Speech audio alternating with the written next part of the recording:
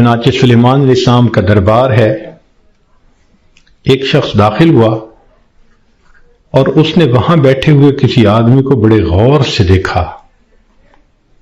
تو جس بندے کو غور سے دیکھا اس پہ بہت خوف طاری ہوا، وہ اٹھ کے سلیمان علیہ السلام کے پاس آیا، حضرت مجھ پہ بہت خوف ہے اس شخص کا جس نے مجھے غور سے دیکھا، آپ پلیز ہوا کو حکم دیں مجھے دور فلاں جزیرے کے اندر پہنچا دے۔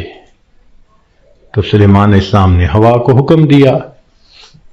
اتنے میں آپ نے اس بندے کو بلایا جس نے گھور کے دیکھا تھا، پوچھا کہ بھئی کون ہو؟ اس نے جواب دیا جی ملک الموت۔ تم اسے گھور کے کیوں دیکھ رہے تھے؟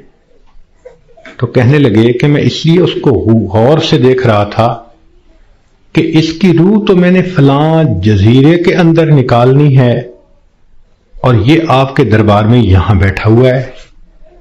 تو سلیمان علیہ السلام نے بتلایا کہ اس نے مجھ سے خود ریکویسٹ کی کہ مجھے فلاں جزیرے میں پہنچا دیں۔ ملک الموت نے کہا السلام علیکم، میں بھی اسی جزیرے میں جا رہا ہوں اس کی روح کو قبض کرنے کے لیے۔